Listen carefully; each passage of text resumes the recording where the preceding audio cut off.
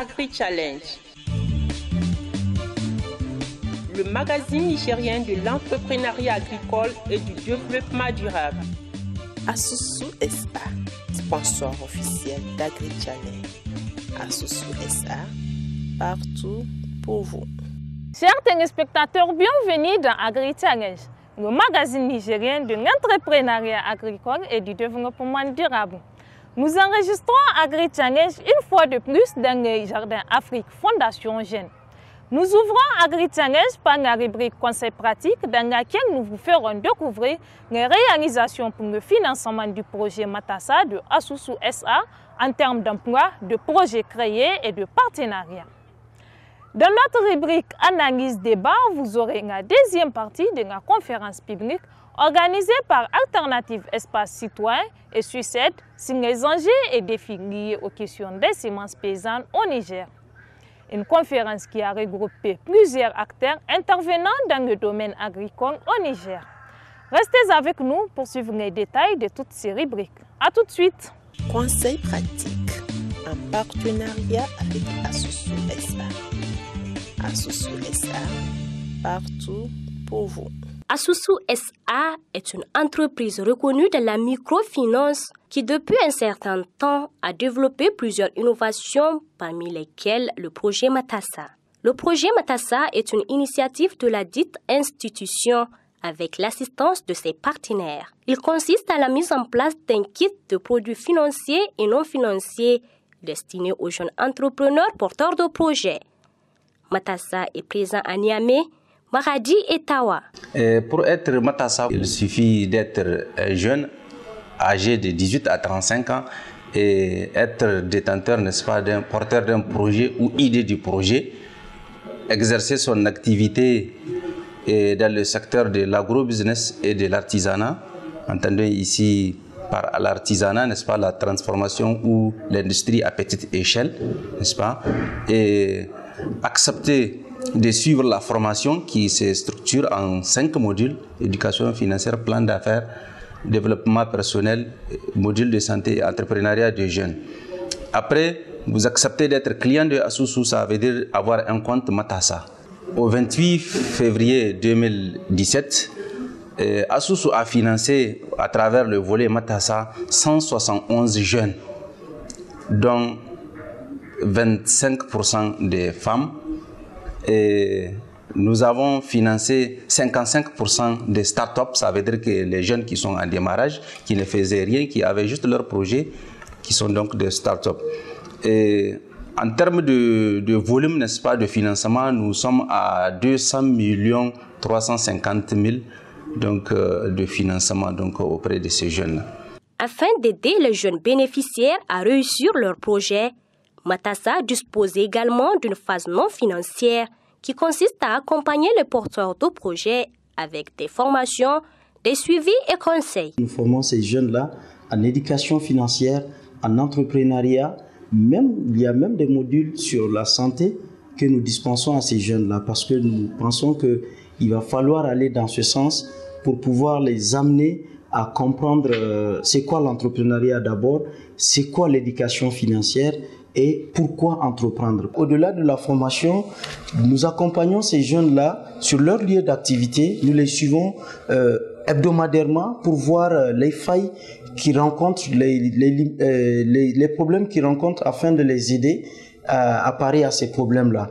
Et au-delà de ce suivi encore, nous avons mis des coachs à leur disposition par secteur d'activité qui vont suivre ces jeunes-là afin de mieux encore les aider à bien faire le travail. Parce que nous comptons sur ces jeunes-là et nous mettons tout ce qu'il faut à leur disposition pour qu'ils puissent vraiment devenir grands demain. De son démarrage en 2016 à mars 2017, le projet Matassa a formé 1050 jeunes et 150 ont été financés. Cet accompagnement de Matassa a permis aux jeunes bénéficiaires de réaliser leurs rêves. C'est une bonne initiative dans le cadre d'aider les jeunes de leur développement et qu'ils restent autonomes aussi. Ça m'a permis d'améliorer mon atelier. Je les encourage d'aller travailler sur le produit pour leur développement. Je remercie le projet Matassa parce que je peux dire que c'est un point de départ pour mon entreprise. C'est à travers le projet que j'ai pu monter l'entreprise que vous voyez. Normalement, c'est dans les 2 millions, mais j'ai préféré augmenter dans mes propres fonds. J'ai pris 800 000 comme ça. Le financement à Matassa m'a permis d'être autonome financièrement. Non seulement j'ai acquis beaucoup d'expérience au niveau de la formation, mais aussi ça m'a permis vraiment de voir mon rêve réalisé. Matassa de Asusu SA accompagne tout jeune de 18 à 35 ans qui désire entreprendre dans le secteur de l'agro-business et artisanat. L'innovation apportée par Asusu à travers ce projet et l'accompagnement du jeune du début à l'implantation complète de son projet.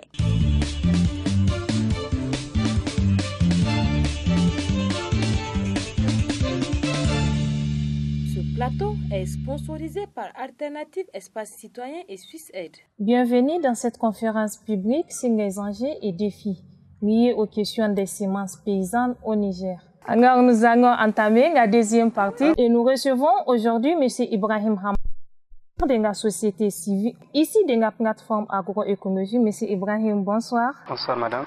Nous avons également M. Iliassou Dandoko, une personne ressource issue du milieu des organisations paysannes. M. Iliassou, bonsoir. Bonsoir. Nous avons également M. Ibrahim Djouri. Ibrahim Djouri est juriste et membre alternatif Espace Citoyen. M. Ibrahim, bonsoir. Bonsoir. Nous avons également M. Ousmane Dantata, spécialiste de l'agriculture. M. Ibrahim, bonsoir. Bonsoir madame. Et bienvenue dans cette rubrique Analyse débat d'agri-challenge. Selon une étude commanditée par Alternative Espace Citoyen et Suisse Aide, le Niger fait partie des pays en développement où les 3/4 de la nourriture sont produites par des agriculteurs qui n'utilisent qu'un quart des ressources en terre et en eau.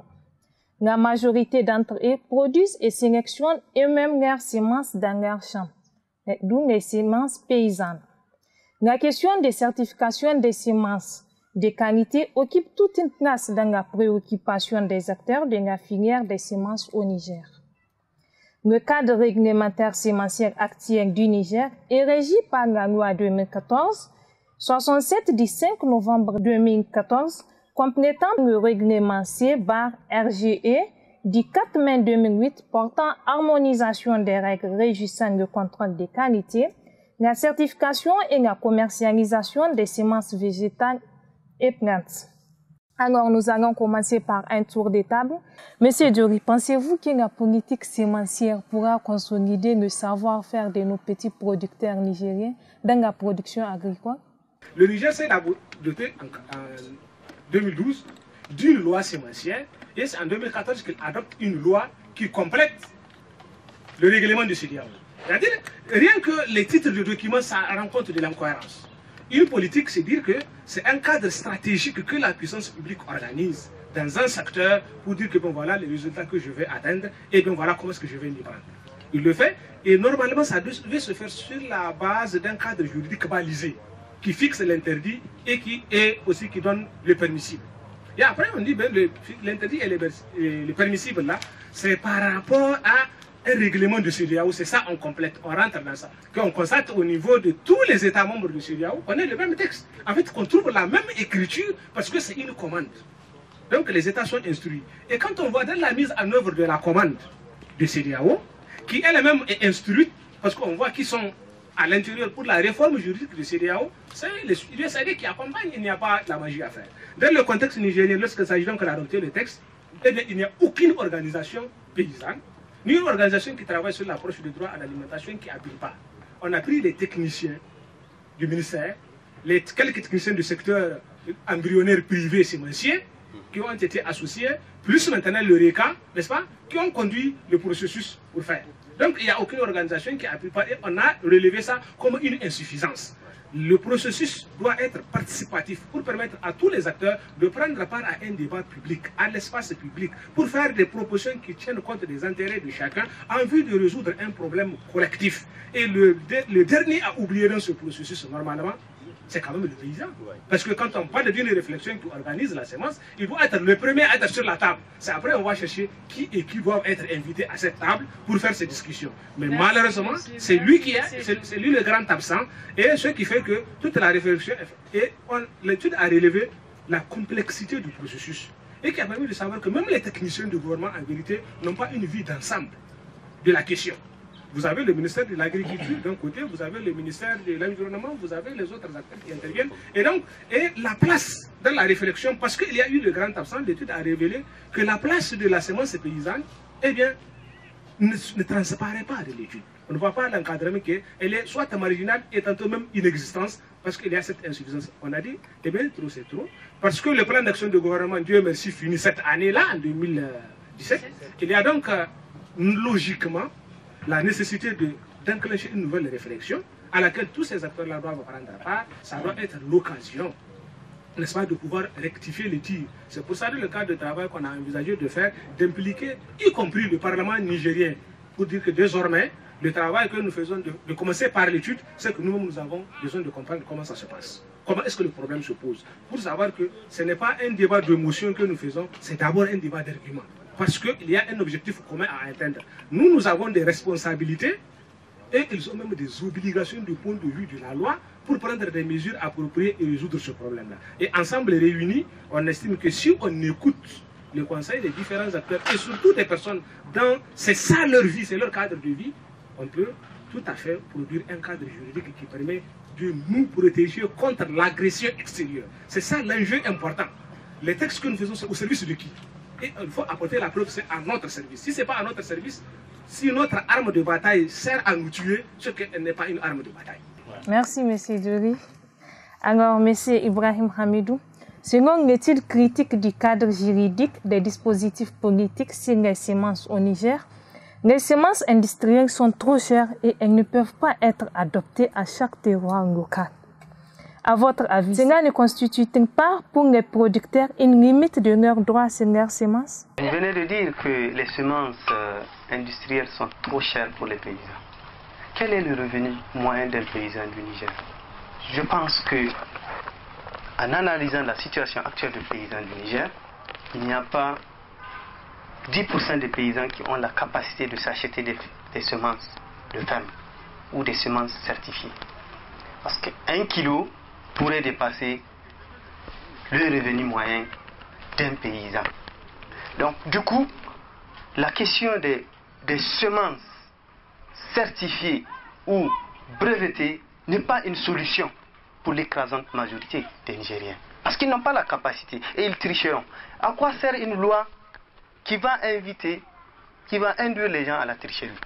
Parce que quand le paysan n'a pas la capacité de s'acheter 5 kilos à, je ne sais pas, 40 000 ou 30 000 francs, il est obligé d'aller prendre la semence au niveau du voisin qui a les moyens, notamment au niveau des entreprises. Et après, si nous appliquons la loi, c'est un hors-la-loi. Le paysan peut être interpellé parce que tout simplement, il a fait usage de faux dans sa semence. Et donc c'est en cela qu'il faut repenser toute notre stratégie. Pour conclure, je dirais que ce n'est pas encore fini. On peut rediscuter de la question, on peut reposer le problème, reposer la problématique avec les acteurs, avec les paysans, le faire de façon concertée au niveau des régions et sortir vraiment des lois et des propositions des politiques qui soient vraiment favorables aux paysans du Niger. Je dis paysans du Niger qui sont différents des paysans des États-Unis ou de la France. Merci, M. Ibrahim. Alors, M. Dandakoy, le gouvernement nigérien a pris des mesures pour mettre en œuvre des engagements dans le cadre de l'alimentation et de l'agriculture, notamment l'article 5 du TIPRA, traité sur les ressources phytogénétiques pour l'alimentation et l'agriculture, qui dit, je cite, « L'État signateur doit encourager et soutenir, selon qu'il convient, les efforts des agriculteurs et des communautés locales pour gérer et conserver à la ferme leurs semences phytogénétiques. » Selon vous, est-ce que ces mesures sont-elles vraiment mises en œuvre? Je commence par dire non.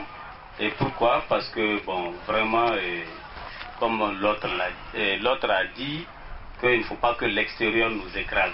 Nous, malheureusement, c'est l'intérieur même qui nous écrase.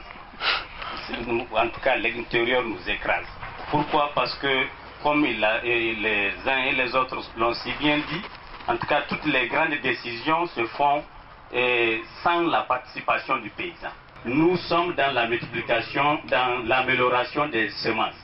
Et nous l'avons fait depuis, en tout cas nous l'avons entamé depuis 2005 avec l'aide, l'appui de l'ICRISAT et de l'INERAN. Et donc on a vraiment, les paysans ont acquis la technologie.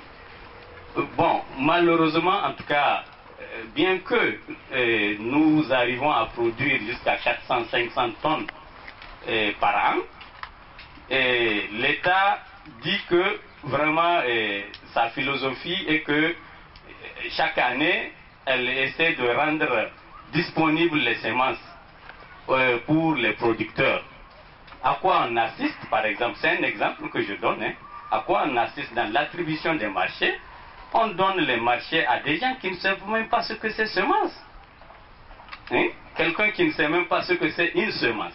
On lui donne un marché de 3 milliards ou de 5 milliards pour qu'il aille acheter des semences et distribuer aux gens. Conséquence, c'est au marché de Katako et un peu partout qu'on prend des graines de consommation. Deux fois vraiment des graines qui ne donnent pas du tout. Et pour donner aux paysans, pour que vraiment on puisse faire en sorte que le Nigérien nourrisse le Niger. Merci, M. Dandakoy, merci.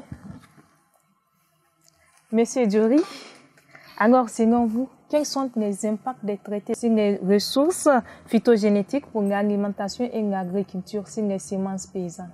L'impact, c'est que dès lors que les instruments juridiques auxquels nous sommes partis et ne sont pas réfléchis pour la satisfaction d'un besoin intérieur, l'effet c'est qu'il sera pervers. Parce qu'il ouvre la voie aux institutions extérieures. La preuve c'est que le Niger fait partie du débat et pose le principe de la participation des paysans dans le processus. Nous venons de le voir dans la discussion que ce soit dans le cadre de la loi sur les semences ou la politique sémencière, ces acteurs-là qui ont d'abord droit à participer n'ont pas été associés. Et la conséquence est que ça produit un résultat qui n'est pas protecteur. Parce que la garantie de leur protection, c'est d'abord leur présence pendant la réflexion sur le sujet. Deuxième chose, c'est que ça prévoit un élément complémentaire. Les quelques rares choses bonnes qui sont à l'intérieur sont tenues à l'oubliette.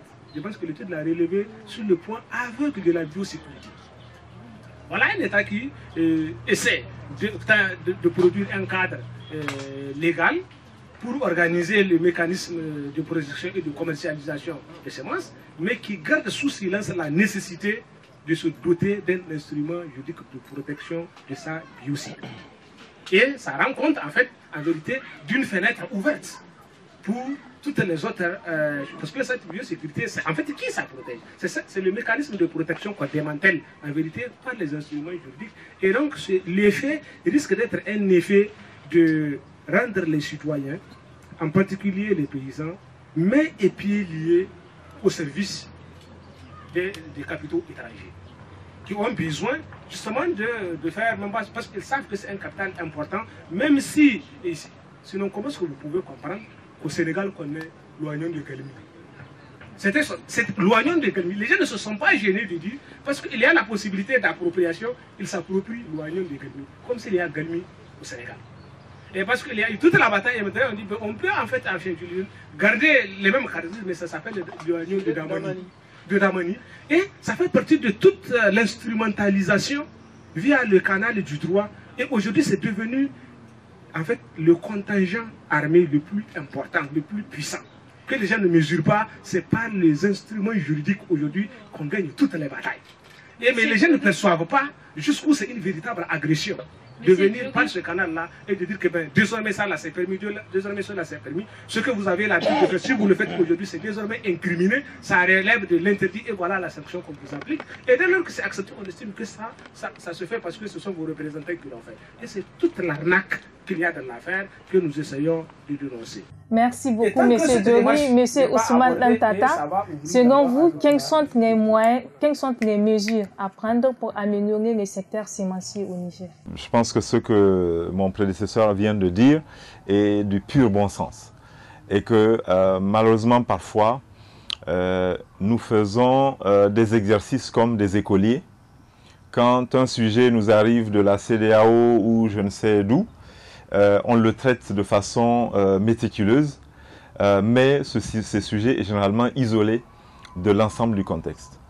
Et je pense que ce n'est pas la plus belle manière. Aujourd'hui, en effet, nous devrions être capables de dire qu'est-ce qui est bon pour nous, qu'est-ce qui n'est pas bon pour nous. Nous devrions pouvoir dire voilà nos forces, voilà nos faiblesses et construire à partir de ça. Donc malheureusement, très souvent, on est aujourd'hui dans l'idée d'uniformiser des règles de droit qui doivent s'appliquer à tout le monde, comme si effectivement les États-nations n'ont plus de sens, et comme si ce n'est pas justement sur la base de ce qu'il y a à faire. Même quand on voit le Niger, comment le Niger est grand, divers et diversifié, c'est quand même parfois dommage de pouvoir dire que par exemple on va sélectionner ou on va arrêter un type de poivron, mettons même celui le rouge de Difa, et dire que c'est celui que tout le monde doit pouvoir faire. Hein? On est parfois dans ces aberrations où par exemple, même en France, il y a des institutions comme Cocopelli, fondées par Pierre Rabhi, qui se battent pour que des semences locales non homologuées puissent continuer à être utilisées. Parce qu'il faut le savoir, ailleurs, comme en France, il est systématiquement interdit de commercialiser des semences qui ne sont pas standardisées, qui ne sont pas homologuées. D'accord? Alors même que depuis des centaines d'années, des gens ont pu conserver, vous aviez des tomates qui ont une certaine forme ou une certaine couleur, qui ne doivent plus être vendues sur le marché, alors même qu'elles correspondent justement à des besoins qui sont d'actualité aujourd'hui. Donc c'est cette menace en fait qui peut exister si nous nous prenons garde de l'idée de voir comment on valorise notre patrimoine. Merci beaucoup, M. Ousmane Lantata. Alors, M. Ibrahim Hamidou, selon vous, quelles sont les mesures à prendre pour améliorer le secteur sémencier au Niger? Selon moi, la première mesure est de revoir le processus. Donc, je pense que la question de la politique sémencière et de la loi, il faut revenir là-dessus pour la regarder avec les paysans et avec tous les acteurs, faire une concertation au niveau national pour opérer le meilleur choix possible. Ça, c'est la première chose.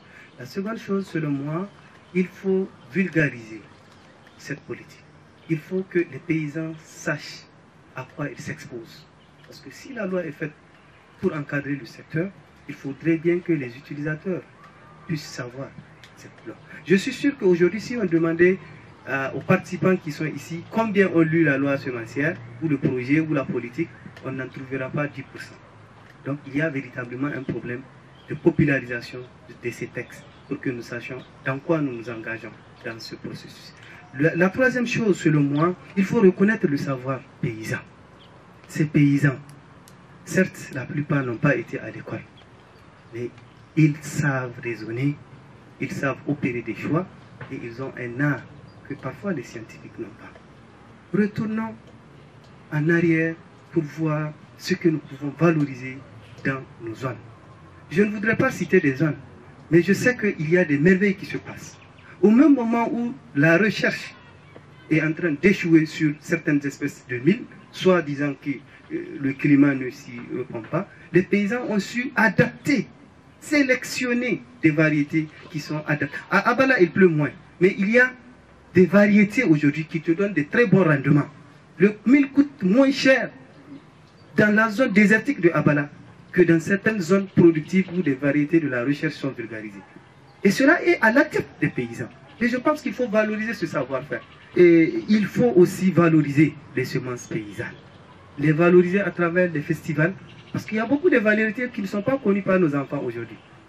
Aujourd'hui, quand on te parle de Makao d'Awayo, de Léougé, quelqu'un peut ne pas savoir, c'est une semence. Ou on te parle de Sokomba ou de ceci. C'est des semences paysannes qui ont disparu. Et je pense qu'il faut, à travers un festival, faire en sorte que nos semences traditionnelles soient valorisées davantage. Il faut organiser des foires Il faut valoriser le secteur. C'est notre identité, c'est notre culture. Je pense qu'on ne peut pas choisir la culture des autres. Il faut exploiter notre patrimoine génétique. Il faut exploiter notre culture. Je vous remercie. Merci beaucoup, M. Dandakoy. À votre avis, qu'il faut-il faire pour améliorer le secteur semencier? Vraiment, on doit mener la réflexion de façon participative et mettre le paysan même au centre de la chose, de la réflexion. Donc, ne pas vraiment aller quelque part où le paysan ignore, dont le paysan ignore, et aller faire sortir une loi qui va frapper vraiment, comment dirais-je, le job du paysan, le travail même du paysan. Donc ça, c'est inadmissible et je pense que vraiment on doit revoir la copie. Deuxièmement, même pour les semences dites améliorées, en tout cas la commercialisation là ne doit pas être politisée. On est en train de politiser vraiment la vente des semences, c'est-à-dire l'attribution des marchés pour permettre aux paysans qui n'ont pas su conserver leurs semences, de pouvoir vraiment en disposer. Donc vraiment, il faut cesser de politiser ce secteur-là. Bon, et je pense côté recherche aussi, il faut qu'on mène la recherche utile, c'est-à-dire la recherche participative, et donc recherche-action, recherche-développement, je pense bien, en tout cas, en faisant en sorte que le chercheur soit à la disposition du paysan.